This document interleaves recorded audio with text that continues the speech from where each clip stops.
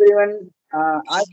Today, Sheetal is with me. She is the founder of Crikey Studio, and she is around 16 years experience, and she was CMO, ex CMO of Leadbolt. Hi, Sheetal. Hi, Chirag. How are you? I'm good, Chirag. Yeah, so let's start with your introduction, then we'll move to the other one. Cool, sure thing. Thanks for your time, Chirag, and thanks for giving me an opportunity to talk about the things that I'm doing. Obviously, it's not a big company. I just started 6 months ago, but I'm very passionate about the mobile industry myself. I just wanted to quickly go through my experience of what I've done and who I am. My name is Sheetal, originally from India, Hyderabad. I moved to Sydney, Australia when I got married. That was, another century, I guess. I've been, I started working here. I worked in mobile industry for the past 12 years. My experience lies in monetization, giving user acquisition strategies, monetization strategies to app developers, whether it's gaming or non-gaming. When I say user acquisition strategies, it's about post-install metrics as well, looking at the analytics, looking at strategies how to improve the post-install data as well. Whether it's through push notifications, whether it's through re-engagement campaigns, and so on. So that was part of my role. And I have to say that I'm very, very passionate. I love to talk about, what the industry is all about. I would educate, if anybody who would love to talk in, especially, indie developers who want to learn how advertising works, what it means, and also, coming up with new strategies for monetization and user acquisition. So that's something that I love to talk and I love to do. Having worked in the mobile advertising industry for the past 10 years, I wanted to take a break. In 2019, I did everything I could at Leadbolt, so I wanted to move on, and then probably wanted to do something which I was very passionate about, which is mobile gaming. At Leadbolt or any other mobile advertising, the biggest advertising revenue comes from games. And then obviously you have a lot of non-gaming apps as well, like e-commerce and stuff. So I've done those things as well in terms of giving them strategy and also giving them a growth opportunity as well. So say for example, if they do very well in US, how do you expand it to Europe? How do you expand it to Japan, Korea, and even China? So I've traveled around the world and giving people strategies and meeting clients and so on. And that was a huge component of my experience, which was gaming.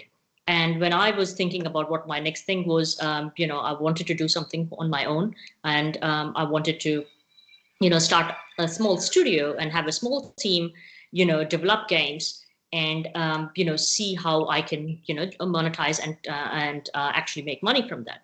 So that was the idea when I left Leadbolt, because of my experience with the gaming clients.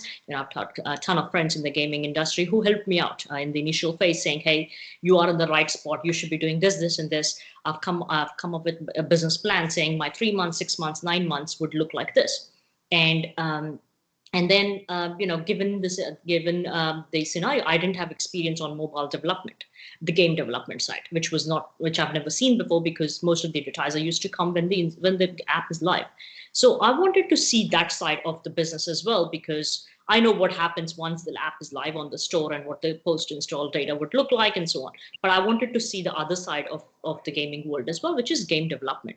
So I hired somebody who's got more than 10 years of experience, who's my project manager right now in game development. So he's a technical person himself. And he's got experience where he's developed games for gaming companies, some of the big companies. And he taught me in the last 6 months what is it, and it was nowhere close to what I expected, first of all. And it was quite an experience to see what happens from the idea phase of a game to a fully live game. It's a huge learning curve for me. I had to understand what a game design document would look like. What are the level designs? How is the difficulty going? I mean, I never looked at all these things before. So from adtech to game development, so what are the difficulties you are facing right now? The thing was, which was very So, difficult for me. as a marketer thinks like the development is very easy, and developer thinks like marketing is very easy. So I Yeah, think both are not easy. Like exactly. marketers have their own challenges and developers have their own challenges. That's So you correct. have faced both the sides. So just explain me a So little bit more about yeah, I think the challenges when we were doing our ideation sessions, which is when we have a game idea, right? And the developers used to be like, oh no, this is how the phase would go. This is how the difficulty would go. This is how many levels we will have in the game, and so on. But the power ups will look like this and so on. And I was like, tell me about the ad strategy. How would we make money about the game? Where will be the ads placed? Will we have in-app purchases, or will we do ad revenue? So the experience that the other team members had and I had are completely different. But at the end it worked out, because I was like, guys, doesn't matter how good the game is, if it doesn't have a good ad strategy, there's no point. Because you can get million downloads, but if you're not making money, it's not business, right? So and I think that experience of me really helped out, and I could see, and I also learned on the journey. I never knew anything about game development 6 months ago, and I wouldn't say I'm perfect, but I could say I have become a product manager now, who I can tell exactly what needs to be done, and manage the whole project. And with the game, it was a different experience, I guess. So when I started Crikey, Crikey is a very Australian name, and Crikey means wow in Australian slang. It's a very, very popularly used slang here. It means wow. And when I started Crikey, I started with 3 or 4 games. Just wanted to see, if I run a user acquisition, how much would it work. It's not simple. It's not simple as it looks. it. Yeah. People think just get the game up on the store and it would automatically drive the downloads. It doesn't work like that. You Lot of have you need to have a strategy of where you're running, who is the audience, why are you picking up that game, why are users installing. So you need to understand the user behavior. Say for example, we ran a word game, right? So that was our first premium game that we launched, and there are plenty of word games out there on the market.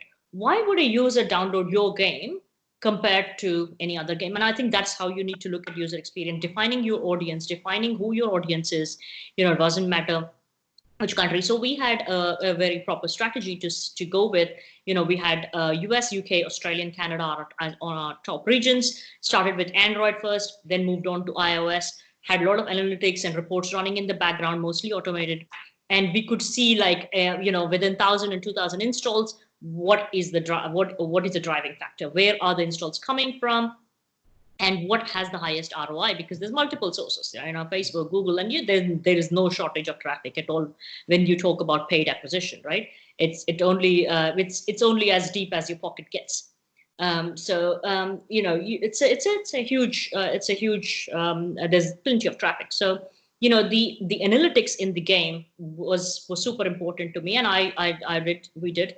And AppsFlyer, we use AppsFlyer, Tengen, and Game Analytics, and they seem to be having the data, or all the data that we need in terms of reporting and so on. And we had some internal dashboards that we built when we were building games, that actually shows us in a dashboard which is the perfect user acquisition channel to push. And that gave us a lot of input. And it's basically, then it turns out saying switch off everything else and only run traffic on that particular channel. What about the organic traffic? Have you ever tried to get organic traffic?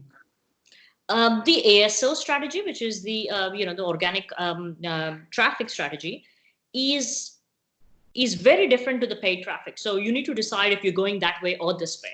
And I have taken the paid acquisition strategy. So and that has been my experience. I've never looked into organic traffic, but I know the organic will kick in only after 50,000 installs, especially in the markets that I am driving traffic. Right? My focus is only these 4 countries, and they're very, very competitive. So I would not, I was not focused at all on the ASO. But that was me. That was my part of the strategy. I didn't want to spend much time on ASO, but anybody can do that. But again, you need to be very good at ASO given the competition in the market right now, because there's thousands and thousands of apps. So you mentioned about the word game. So I remember the Zynga's word game, like word with friends. Like, they are making very good money. So what is the success behind this? Like, if you can give me any brief. Yeah, that the I've run we have various kinds If of you have games. done some research. Yes, so we have done different kinds of games, and that was my original plan, not to put all the eggs in one basket, right? So we wanted to do different kinds of campaigns to different kinds of apps, games to see which one works very well. So we did some puzzle games, we did hyper casual games, we did a word game as well. So the word game turned out to be pretty successful for two reasons, I would say. One is the stickiness. When I say stickiness, the retention rate is what I'm looking at. When a user downloads it, they seem to be coming back to the game more often than any other game, and that seems to be the key. So there's not a huge number of downloads because it's a very very small audience that you're looking at. You're looking at most of the traffic is female, 70 plus traffic is female. 70 plus percentage of the traffic is female, mostly 30 plus is the age group that we looked at. And the stay at home moms, pregnant women, celebrity gossip, these are kind of audiences that we targeted. And what we've seen is, compared to the hyper casual games where the uninstall rate was very high, they play for 5 minutes and then don't come back, retention rate was low. Compared to when we compared these two games, definitely, though you're spending maybe 20-30 cents more to get a user and it's a smaller group of audience, the ROI was higher. Okay. So let's talk about your studio. What kind of service you are providing right now, like, in your studio? So Crikey Studios have definitely, we do game development, which is, as you can see, we have unique games in the market. And as I mentioned, we work on different categories of games. So we're not stuck to, but hyper casual games is what we specialize in, and we've done a few games. And then we also help, game other game companies or indie developers with user acquisition strategies, and that is my role. The team is usually busy with our own games, but my role comes when an indie developer comes, hey, saying, I have got this game. How do I get it out? So I help them giving strategies, and they're going to go implement, or we can help them, promote their game as well. And the third part of our strategy is actually developing games for other companies, right? There are plenty of companies, and that's actually doing really well right now. We built like two games in April. Even there's COVID reasons going on. I see, people don't have jobs, but we seem to be in that fortunate position where we were pretty busy in April, rolled out two games for our clients, and running our own user acquisition campaigns as well. So definitely, I think. So those are the three things that we do: game development, user acquisition strategies, or monetization strategies for indie developers. And again, the third part is game developer for other clients as well. So we do work with a few US clients where we develop the games for them, and they it's for their developer accounts. So we give them the strategies in terms of how to come up with the game. So from ideation to go live is our problem. So here I want to ask you one question. Like, what is your suggestion to the new indie developers or the marketers like me, those who want to jump in the gaming market? Like, I think definitely the most important thing that you need to look at is, please don't use any copied material. Don't use templates. Don't use. Come up with a fresh new strategy, fresh new mechanism, unique gameplay. And that is definitely my suggestion. There is no point of taking templates and building a small game which already exists in the market, or which is already there. You're just wasting time. So I think the unique new games. concept, everyone needs. Yes, new concepts, you can take the idea Yeah. and change the artwork or the concept of it. Sometimes the game mechanics is the same. It's a tap, or it's the swipe or whatever, right? But you can change it to a very very innovative gameplay, and I think that should be the key. Don't try to copy games. It's not going to go anywhere long term, and I think that would be my suggestion. Work on something fresh. It might take longer, might be frustrating in the beginning, but it will have its own rewards at the end. So which one is your best game? Like you like a lot? Most game. Definitely word game is our top game, then followed by knock down the bottle and the puzzle game. Again, knock down the bottle because I think it has a great ad strategy and great ROI in terms of return. And I've been We had a couple of guys who actually requested to buying the game as well. So we're just working on, we're negotiating the price right now. So, I have a question on the COVID. Like, is COVID due to COVID, the lockdown is there in the whole world. So, is it affecting your game? Are you getting a little bit increase in the organic traffic?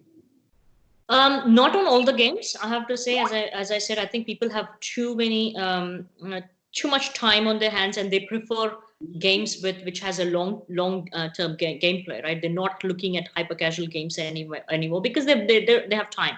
Hyper casual games are very quick death games. You need you when you're busy, when you have 5 minutes, you go and play a hyper casual game. But for I think we've seen a huge improvement in word games, puzzle games, because you have a lot of time time on your hands now. But in terms of ECPMs, yes, we have seen a downfall in terms of ECPMs. It used to be probably $15-20 in December. Now we see probably 50% drop from there, and that's due to various reasons. Advertisers have dropped off. People have not. I mean, there could be. I would say definitely advertisers dropping off. Most of the branded advertisers are off right now, I would say. So most of the gaming advertisers are also off because they don't want to spend too much and not take the risk right now. When maybe they're getting organic traffic as well. So we have taken this time to actually work on some of the projects that were on hold before. And COVID, yes, had an impact globally, but not as much as it did to other other companies and other categories, I guess. For us, we have been very fortunate. We can work from home. We can work from anywhere. We had games which were running and we were rolling out. As I mentioned, we rolled out 2 games for clients in the month of April, which was, pretty fantastic, given that we're only 6 months, we're working offline, and, we have various issues in terms of communication and whatnot, because being in a room is very different to being online. What about Indian market? Like, what do you think about India? Like, which game genre will work better after COVID? Yeah, even after not the COVID or before COVID, I think somehow the hyper casual games, people in India don't bite it. I don't think they like those kind of games. They need in-depth games. They need games with depth. They need games with, I think if you can take Ludo, for example. I think they like those kind of games where there is depth in the game. It's not a quick death game. If you take PUBG, you can take COD, for example. Those games have a lot of depth, a lot of After PUBG and Garena, like what I think is like more RPG games will work more in India. Like, India needs a lot of big games. Like after PUBG and Garena kind of games, like these games are getting a lot of good success in the market, in Indian market. That's correct. And I would take Ludo King as an example. I mean, that has an amazing user base, and I mean, if you come up with such kind of concepts which are unique in the market, which is unique, like for example, Ludo King. I don't know if it would be that popular in Western regions, but India it's an Indian game, right? So it would be very popular in games. So I think even the caroms, for example. So it's the perfect game. I think that definitely makes sense. In terms of the experience that I had in paid acquisition in India, it doesn't back out. There's millions of downloads. You can unlimited amount of traffic available on Google, Facebook. Doesn't matter where you run. You can get as cheap as like 1-2 cents per install, but the ECPMs that you get in return are not worth it. So you have to have an ASO strategy, which is an organic traffic strategy if you're going on the Indian market. But I have to say that there's a huge money involved, huge money there in the Indian market if you can nail it in the Indian game space. And there is plenty to explore, plenty to come by. And I think this is just the top of the, people like overseas have actually seen many of those games, and India is just emerging in the last, couple of years. So if you see, there's a lot of big companies actually investing in gaming now. Like, for example, I saw the news on Snapdeal, like they will have a gaming space. And I think those things are very exciting because you can't go with paid acquisition strategy because you can't be spending to get users. And I think this strategic even Flipkart also started. Yes, these strategic deals, because they have a user base into gaming, is very, very lucrative and very strategic for both for the gaming industry and for the e-commerce industry, because they need diversification and we need diversification. So, if two industries can come together, I mean, there's a huge opportunity. And I have to say, I think this is the first company that I've seen like Snapdeal who's actually looked at gaming as as a monetization method. So e-commerce and gaming is a rare combination. So yeah, There are a lot of indie developers in India. Like recently, they started developing games, and some institute started educational courses about the game development and all. So I think next after 3 4 years, the gaming industry will boom in India. That's correct. And the conferences that ISCG, sorry, not what is that? India Joy, IGDC are definitely helping. And there's a huge amount of money going in, like, esports as well. That's going to be the next big thing, I guess. Especially, with the COVID and, the social distancing, that's a perfect, platform for anybody. So next, I want to discuss about you. Is like I am also from adtech, and you have spent around 10 years on adtech, and in Leadbolt as CMO, Chief Marketing Officer in Leadbolt. So I want to discuss like what was the previously 10 years back optimization technologies and other technologies you were using, and now what kind of technologies are available? What are the challenges you faced 10 years back? And we have new technologies right now, so we can do it in a better way. But what was challenges you faced in previously 10 years back? Yes. I think when we started, 10 years ago, especially on the user acquisition side, there was nothing called CPI. It was mostly CPC, CPM buying, which is cost per click and cost per impression. So people advertisers used to buy it on those basis. Then came in, CPI basis. Then now, as you can see, CPA basis, where you're actually paying for engagement in the app and not actually install. So, you can see, right, CPCs to CPM to CPI to, CPA. I don't know where it's going to go next. But the mode of buying is going to be very different, and it's actually helping the advertisers, not the publishers. But that's where whoever pays money is God. So you would definitely see the. I think that's a huge difference between now and back then, and the tools that are there now and the tools that didn't exist back then is the attribution. How are you going to attribute an install to when you're buying from so many different channels? And I think that was different. And the data was never a big thing back then. People were just buying installs, not doing anything with them. A user comes in, if they plays, he plays, doesn't matter if he doesn't play. So I think that has a huge impact right now. Data has become everything right now, like coming up with buckets, coming up with user data, putting them into groups, re-engaging them, or showing them offers about anything else. And I think adtech has taken a huge leap in that area of data, using the data to actually serve the ads. And I think that would be the biggest difference. There was no data strategy before for any of the adtech companies 10 years ago. And that's you see Google and Facebook. When I started 3 and 4 years back, like I was running CPI campaigns like column trade.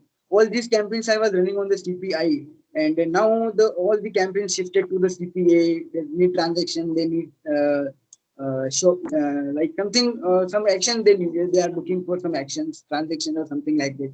So it's going to be more like it's the end. Is it the end or something like it will move more tough for publishers? Like it's very good for the advertisers and the product owners.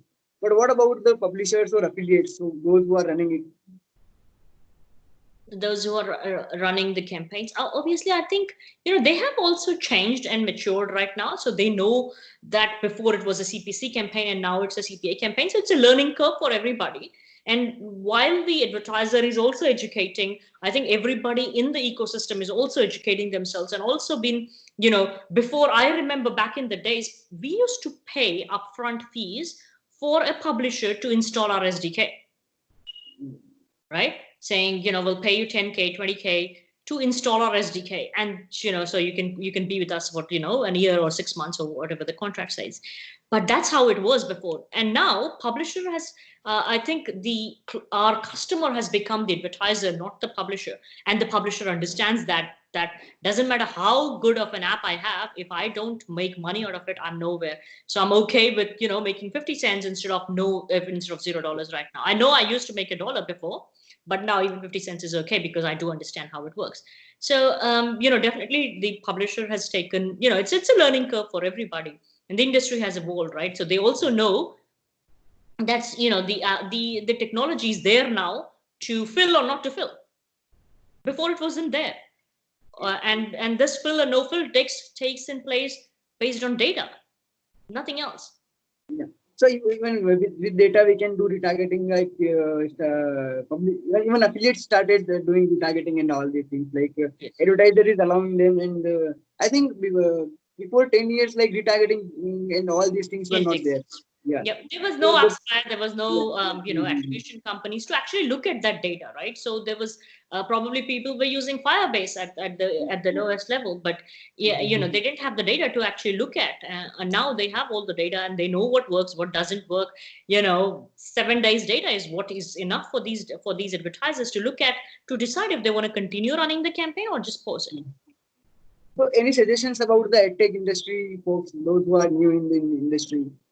Well, I have to say it's a very, very different niche, and for people who are new and who are just out of uni and coming out of their engineering degrees, I would definitely ask them to have a look at the whole industry, understand the ecosystem, where it's gone, and spend some time. I think it's a huge industry to be in terms of revenue, in terms of your career and money, which is what at the end of the day it is, right? But again, you need to be very, very passionate. Passion is very important in the industry. If you're not passionate to learn, not passionate to understand what's going on, and not understanding that you need to upgrade yourself. If you think you're good at what you did last year, you're not going to go anywhere. There So is you a need lot to of things in edtech to learn. exactly. And it changes so quickly that before, even if you don't learn, you will miss out. Like for example, machine learning has become a huge thing right now in adtech. Those things didn't exist back then. We used to have manual code written. Then it moves to algorithms. Now it's all about machine learning, and when you're talking about adtech and their algorithms for ad serving. So I think if you don't adapt and don't innovate, will definitely not go anywhere. One more thing, like in edtech, like we need more connections. Like even you also attended a lot of conferences, and you have a lot of connections in the market. So is it helpful to grow business? As I, obviously mentioned, there's a huge revenue in the market, and there's very few people in the industry, right? So, it's a very, very small industry to be in. Like if you take about like finance or investment, there's a huge, huge industry. But adtech is a very, very small industry. And, when I say adtech, there's adtech for desktop and adtech for mobile, right? And we are in only in mobile. So we need to understand that it's a very small market, and keeping connections, keeping, clients happy, giving them what they need. If you're leaving the company, leave it on good terms. Make sure that you keep them connected on LinkedIn, Facebook, Instagram. Keep your contacts. And because it's a very small industry, these things really help you out long term, because they're not going to go anywhere. You're not going to go anywhere. If you have good connections, they'll come back. And and you become clients again, like in a new company. So connections are very, very key. And to make connections, these trade shows are very important. Face-to-face meetings, face-to-face, even Skype calls. And I think, I had a lot of clients in Europe, and I've never been to Europe before because it's a very long journey from Sydney to Australia. It's like 22 hours flight, and I just can't take that. So I've never been to Europe, but I've got so many clients in Europe. I have never seen them in person, but I've had them for 12, 30, 14 years right now. I know them, from even including their family members and so on. So, but, just doesn't mean that you have to see them. You just need to jump on a call, have a FaceTime call, and you become friends. But those contacts and those learnings are super, super helpful because you're Context dealing also with a very gives small us industry. context also gives us a lot of learnings. Like and Yes. we what's working and what's not working. we need to be active in the market. Like if you have contacts, just reach them twice or every 3 months in a every 3 months. So one more, like, if you can you share any success story like when you were working in the lead board? Like I have seen one article on LinkedIn about the Clash of Kings. Or Yes, there are Clash some of more Kings games. was an Or RPG game. Man, I have to jog my memory because that was a long time ago. So Clash of Kings was a RPG game where they came in, for user acquisition, and we helped them out in terms of just not user acquisition, actually coming up with a plan of how to expand, how to use their budget. Um, you know, they had like probably 20K budget, and then we had to split that budget into see how it's going to take, because we can burn that 20K in like 2 days. That's how there's plenty of traffic. But if you have a strategy in place, you don't spend that 20K but actually have 100K, which is the next IO that was on the table. So we turned that client into a very profitable client for us. They were with us for I think more than 6 months, giving them, we had a $500 cap per day. We worked with US, then moved on to other countries. From Android, we moved to iOS. Worked on that, pretty much replicated the same strategy in terms of getting them users, seeing the engagement, because there's no point of spending unless you have analytics in the app. So we were very closely monitoring the post-install data to see how are the users reacting, how many, and especially with those kind of games, there's a lot of in-app purchase revenue. People spend a lot, and for that to understand, you need to give the user some time after the install takes place. They need to get used to the game. Probably 3-4 days later they actually start purchasing items in the game. So we had to give some time. So, and I think that was a very good learning curve for us. It was a long time ago, but I think those things are very important. Don't rush to spend advertiser revenue, advertiser budget just because you have a strategy in place, see how you go slow, start spending in the right channels. And that if that 20K, that the initial IO insertion order is budget is spent in the right way, there's bigger budget in the back. So I think that was pretty much strategy behind that game. But it was a very popular game and very, very beautifully developed as well. It has great in-app purchases. my last question is: are you planning any big game in the future or something like that? If you have any plans, if you want to tell us. Yes, we do. So there's this game that we're working on. I can't give you much details. Right now, I think we completed like 50% of the game. It's a strategy game, very similar to Farmville or Heyday, those kind of games where it's actually a game where it will be testing your time management skills, strategy, and planning, and so on. We're talking probably now with the given scenario of COVID. I think we're launching probably around November, December this year, with that game. But it's a bigger project and also a lot of money involved. And also we were talking to some investors or publishers to actually publish the game. So it's a pretty big project on our plate right now. So if you want to launch in India on 30 and 31st October, you can IGDC is there, so you can launch there as well. Yes, yes, I know the guys very well. I think Imtiaz, right? Yeah, Imtiaz and Arjun. Yes. So that's it. Thank you, Sheetal, from my side. Like this all the way. I'm very thankful to you. Like you give me a chance to talk with you and share your experience with others. So thank you. Cool. Thanks, Chirag. Thanks for your time. Thank you. Bye.